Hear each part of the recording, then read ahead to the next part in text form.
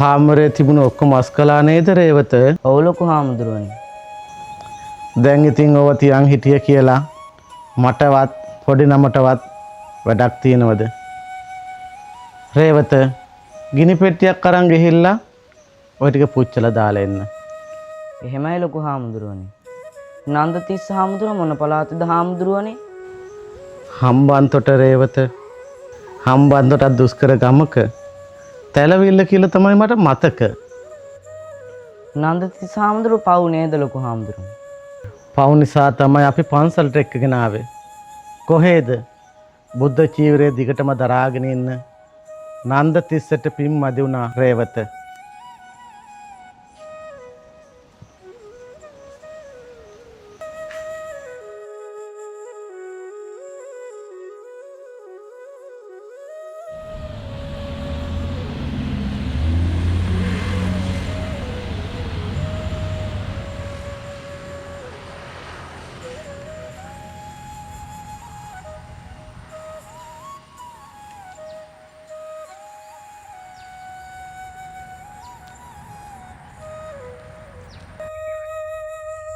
වසන්ත වැඩිය රෑවෙන්නේ නැතුව පැල පැත්තට වරෙන්.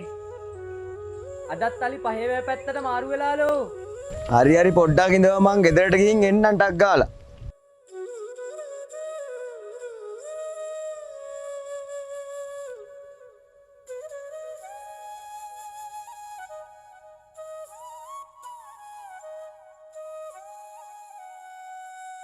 වසන්ත මේ මහත්තයා කවුද?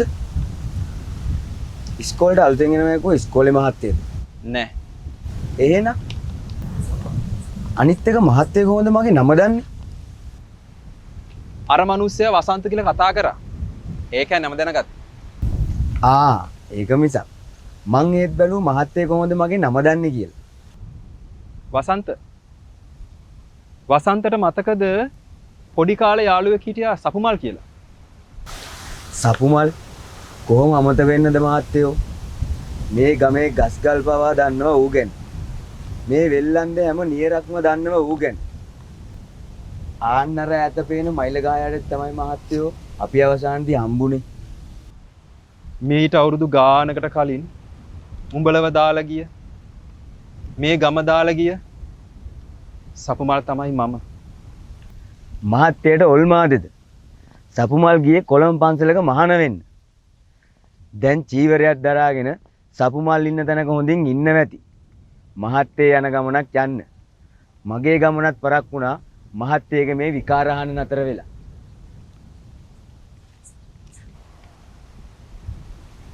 වසන්ත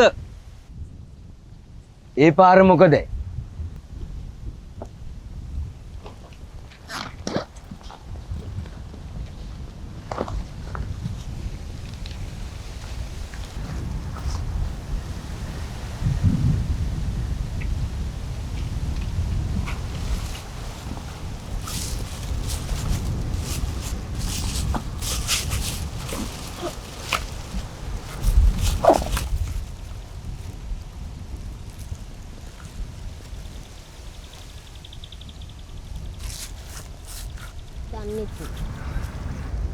අපි කට්ටිය මේ වෙල්ලන්ද නීරවල් උඩින් කොච්චර දුවලද්ද?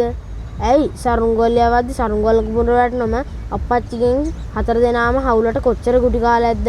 ඇයි උඹලට මතකද? ගිය පාර කුරුල්ලෝඹ වද්දි තඩි පොළඟෙක්ට බය වෙලා අපේ තාත්තා කලින් දවසේ බඳපු නීරුඩින් වැටි ඉදූපු හැටි. පව්පිය රත්න. අපිට බැන මුළු දවසක්ම ආයෙමත් නියර බැන්දනේ. මං එහෙ ගියාට ආයෙමත් එන්නම්කෝ. පිරිකරට හම්බ වෙන සුවඳ සබන් ටිකකුයි පළතුරු ටිකකුයි අරගෙන මෙතෙන්ට උඹලව බලලා යන්න.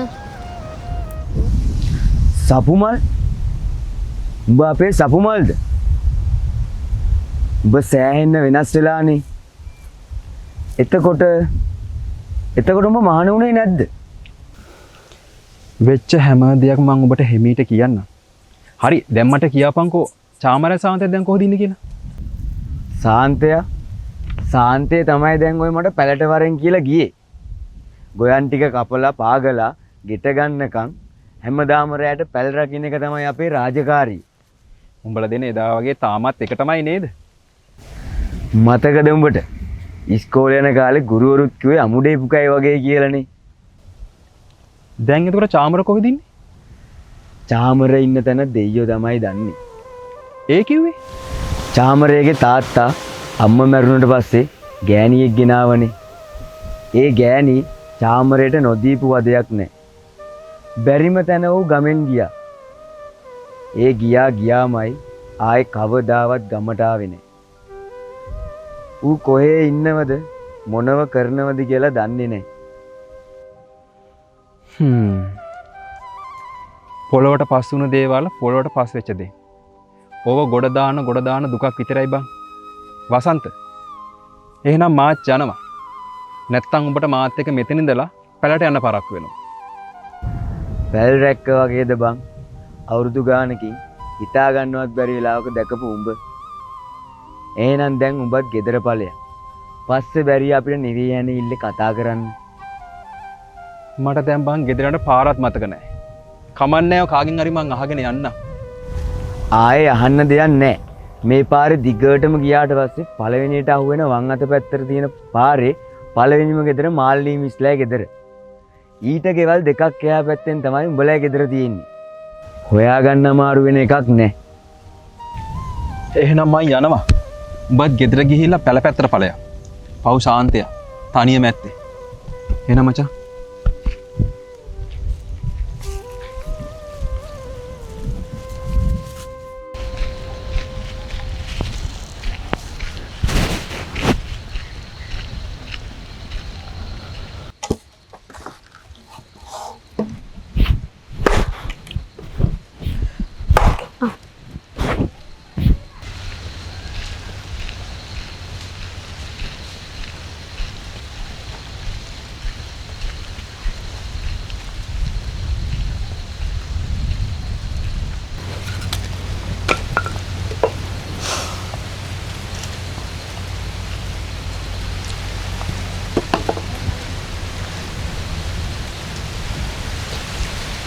මේ ලයිට් බිල් කඩන්න අලුතෙන් ආපු මහත්තයාද? එන්න මහත්තයෝ බය වෙන්න එපා. මුන් විකන්නේ. මේ මහත්තයා වෙලා ඉට් කපලා යන්නද? අනේ මහත්තයෝ අපිට තව සති දෙකක් කල් දෙන්න. පහුගිය මාස 3ේම සල්ලි එකපාර දාන්නම්. අනේ ඔව් මහත්තයෝ. මේ කකුලේ අමාරුව නිසා කුලී වැඩක් කරගන්න බැරි වුණානෝ. අපිට තව සතියක් දෙකක් කල් දෙන්න. නොවරදවාම සල්ලි ටික දාන්නම් මහත්තයෝ. අම්මේ මං ආවේ ලයිට් බිල් කඩන්නවත් ලයිට් කපලන්නවත් නෙමෙයි අම්මේ. එහෙනම් මේ මහත්තයාවේ මොකක් හරි උවමනාවකටද? දුවේ ගෙට ගිහලා වතුර එකක් අරන් වරෙන්කෝ. පයින් ඇවිල්ලා මේ මහත්තයාට මහන්සිත් ඇති. අම්මේ සපුමල් මහත්තයා අපේ සපුමල් කොල්ලව දන්නවද? අනේ මහත්තයෝ ගියා කොල්ලගෙන් ආරංචියක්වත් නැහැ. කොහේ හරි කමක් නැහැ. කොල්ලා හොඳින් ඉන්නව නම් එච්චරයි. ඒත් මහත්තයෝ හැමදාම මගේ මේ ඇස් දෙක මග බලන් ඉන්නවා. උන්නාන්සේ චීවරයක් දරාගෙන මේ ගමට වඩිනකම්. අම්මේ අම්මගේ සපුමල් පුතා ඇවිත් ඉන්නේ අම්මේ. මහත්තයාගේ බොරු නේද? මීට අවුරුදු ගානකට කලින් සුදු පාට කාර්යයකින් කොළඹ පන්සලකට මහාන වෙන්න අම්මලව දාලා ගිය ඒ සපුමල් මම අම්මේ. මහත්තයා අපිට වීලු කරනවද? අපේ සපුමල් කොළුවා ගියේ මහාන වෙන්න. මහත්තයා සපුමල් නම් කෝ චීවරේ? අම්මට මාව අඳුර ගන්න බැරිද අම්මේ? අඩුම තරමේ අක්කේ යාටවත් මාව අඳුර ගන්න බැරිද? අනේ මට නම් තේරෙන්නේ මේ මහත්තයා කියන කතාව.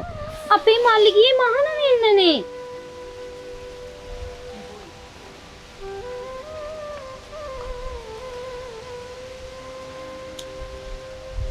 බණ්ඩ මාමේ කඩේ ණය පොත තාමත් කිරලා දැම්මේ? මම ගිහිල්ලා අම්මටත් සල්ලි එවන්නම්.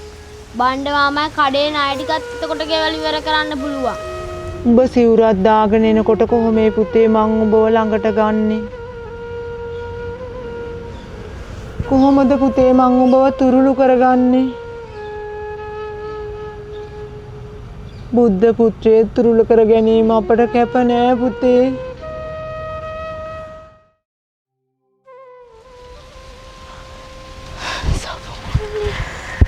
සපුමල් ඔනේ මගේ පුතේ උඹ මෙච්චර කාලයක් කොහෙද බං හිටියේ? මේ අම්මව මතක් වුණේ නැද්ද මගේ පුතේ? උඹ ගියපු දවසේ ඉඳන් අම්මා උඹව මතක් කරපු නැති රැයක් නෑ බම්මල්ලි. එතකොට පුතේ උඹ කොළඹ පන්සලේ මහණුනේ නැද්ද? මහණුණා අම්මේ. ඒත් මීට අවුරුදු 2 කලින් මං සිවුරු ඇරියා. අනේ පුතේ අර මොකද උඹ එහෙම තීරණයක් ගත්තේ? උඹ මේ ගමට ඇවිල්ලා මේ ගමේ මිනිස්සුන්ට බණපදයක් කියනවා දකින්න මං කොච්චර ආසාවෙන්ද පුතේ බලාගෙන හිටියේ.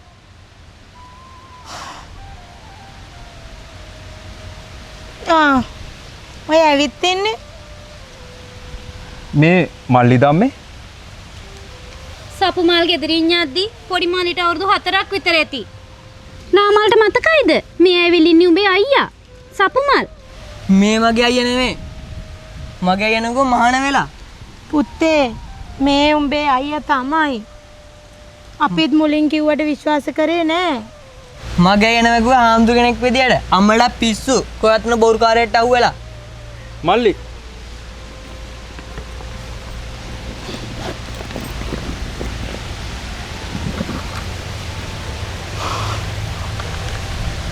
දැන් මතුවට මම විශ්වාසයිද?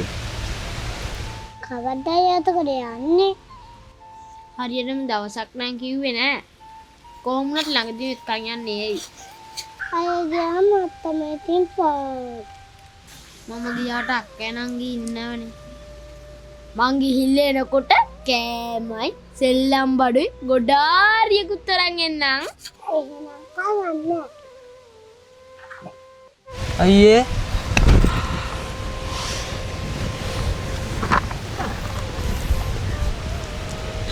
හරි දැන්වත් ඉතින් නිවි හැනහිල්ල ගෙට ගිහිල්ලා කතා කරමු ඈ පයින් ඇවිල්ලා උඹලට මහන්සිත් ඇති යමල්ලකෝ ගෙට නංගිකෝ අම්මේ ඒකෙත් අපි දාලා ගිහින් අවුරුදු 7ක් වෙනවා බං දාලා ගියා කිව්වේ දර කඩන්න ගිහින් එද්දි ණයෙක් ගහලා පොඩි කෙල්ල මැරුණා වේද මහත්තයා ළඟට අරන් යද්දිත් ඒකේ මැරිලා බං කොල්ලෝ එතකොට මේ ඉන්නේ අක්කගේ දරුවද කෝ මස්සිනා බන්ධනාගාරේ. ඒ මොකද? කුඹරේ වතුර මුරේ බෙදා ගන්න ගිහින් රණ්ඩු වෙලා බං. ආපු තරහට පිය රත්නයට උදැල්ලෙන් කොටලා. ඌ එතනමයි. දැන් අවුරුදු 3ක් තිස්සේ මූ හිරබත් කනවා. මොනවා කරන්නද බං? මේකෙගේ කරුමේ.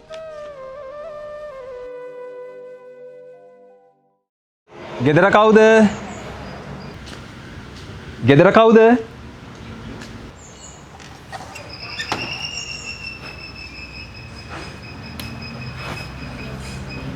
මේ පුතා කවුද? අනේ දරුවා මට අඳුර ගන්නත් බෑ. අර ඉස්කෝලේට එනවයි කියපු ගණන් සර්ද මේ? නෑ මිස්. මං සපුමල්. සපුමල් කිව්වේ අර ගාමිණීලේ පන්ති හිටිය සපුමල්ද? නෑ මිස්. අනේ දරුවෝ මට හරියට මතක නෑනේ. මේක මාළි මිස්ටර්. දැන් මිස්ටර් මාව මතක් වෙයි. ගන්න මිස්.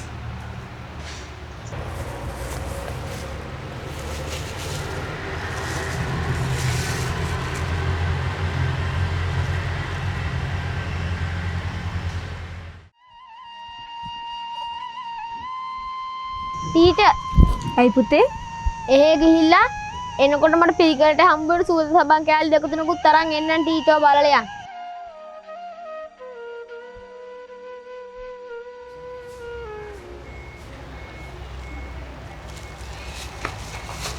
මේ සපුමල් මට කොහොම අමතක වෙන්නද? ඒත් සපුමල් මහණුනේ නැද්ද එතකොට? මහා නුනා මිස්. මේ ළඟදි තමයි සිවුරු ඇරියේ. අනේ ඇයි දරුවෝ ඉතින් සිවුරු ඇරි? මාත් කාලයක් බලන් හිටියා. මහාන වෙලා ඉස්කෝලේට වඩිනවා. ඒත් ටික කාලයක් යනකොට මටත් එහෙම හිත අමතක වෙලා ගියා. මාල්ලි මිස් මං එහෙනම් දැන් ගිහින් එන්නම්. මං ආයේ ගමට ආවට පස්සේ මිස්ටර් හැම විස්තරයක්ම කියන්නම්කෝ. අනේ දරුවෝ පොඩ්ඩක් ඉන්න. මං ඉක්මනට වතුර ටික හත් කළා තේ ටිකක් හදනකම්. එපා මිස් පරක් වෙලා. මට 3ට බස් එක. එහෙනම් ඉතින් ආයෙත් ආවම එන්නකෝ. එන්නම් මිස්. එහෙනම් මිස් මං ගිහින් එන්නම්. සපුමල් සපුමල්ට පතිරණ සර්වර් අමතක වුණාද?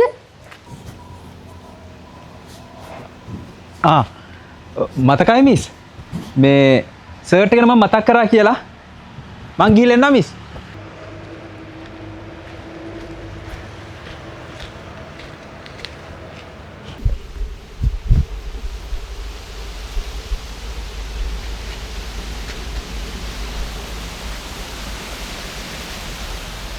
ඒක අවද්දමයි පුතේ ගෙදර ඇවිල්ලා යන්න එන්නේ. පුළුවන් දවසක් හරියටම කියන්න අමාරුයි අම්මේ.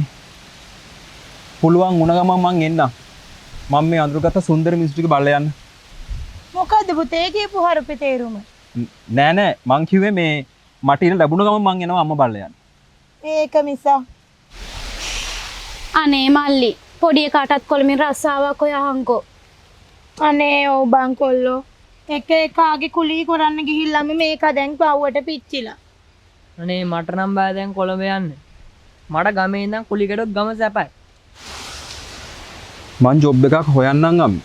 හැබැයි පොරොන්දු නම් වෙන්න බෑ. එහෙනම් මං යන්නම් අම්මේ. තෙරුවන් සරණයි මගේ පුතේ. යන්නන්න නෙමෙයි පුතේ. ගිහින් එන්නම් කියපන්. මං ගිහින් එන්නම් අක්කේ. මං යනවා ගිහින් එන්නම් මල්ලි. හරි ලයින් වැඩත් අයින් බල්ලන්. බයි.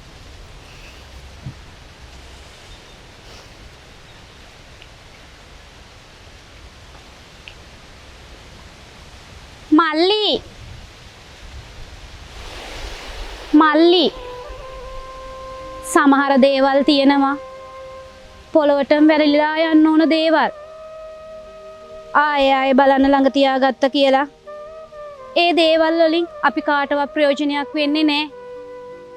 අනිත් එක චීවරයක් දරාගත්ත සපුමල් කවදාවත් අපේ ඇස් වලට පේන්නේ නැවිත් නෑ මල්ලි.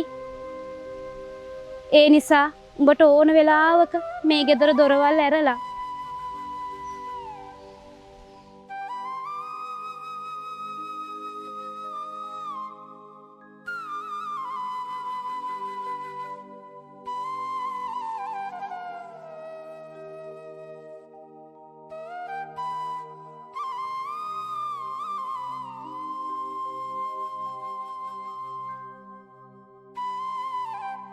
නන්දතිස්ස හාමුදුරුව මොන පළාතද හාමුදුරුවනේ? හම්බන්තොට රේවත හම්බන්තොටත් දුෂ්කර ගමක තැලවිල්ල කියලා තමයි මට මතක. නන්දතිස්ස හාමුදුරුව පව් නේද ලොකු හාමුදුරුවනේ? පව් නිසා තමයි අපි පන්සලට එක්කගෙන ආවේ. කොහේද බුද්ධ චීවරය දිගටම දරාගෙන ඉන්න නන්දතිස්සට පින් මදි වුණා රේවත.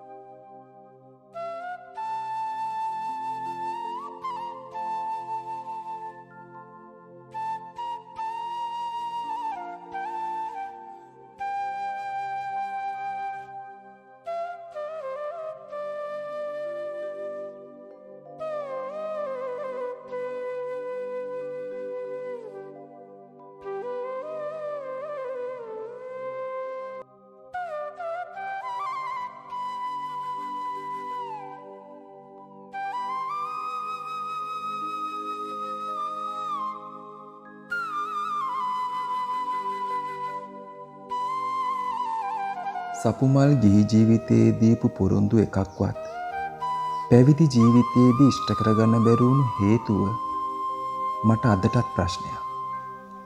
ඒත් යාළුවෙක් විදිහට ඒ පොරොන්දු එකින් එක ඉෂ්ට කරගන්න ලැබුණු එක මගේ හිතට ලොකු සැනසීමක්. නන්දතිස්ස හාමුදුරුවෝ එහෙමත් නැත්තම් සපුමල් ලියපු මේ නවකතා පොතේ කිසිම සඳහනක් නැති මේ පතිරණ සර් කවුද? සපුමල්ගේ ජීවිතයට සමීප හැම චරිතයක්ම ලිව්ව මේ පොතේ එක තැනකවත් ඔය කියන පතිරණ සර් ගැන ලියුනේ නැත්තේ මොකද? මොනවා වුණත් නවකතා පොතේ ඉන්න ගොඩක් චරිත හරිම අව්‍යාජ විදිහට අදටත් ඒ ගමේ ජීවත් වෙනවා. ආයේ කොළඹ හුළඟක්වත්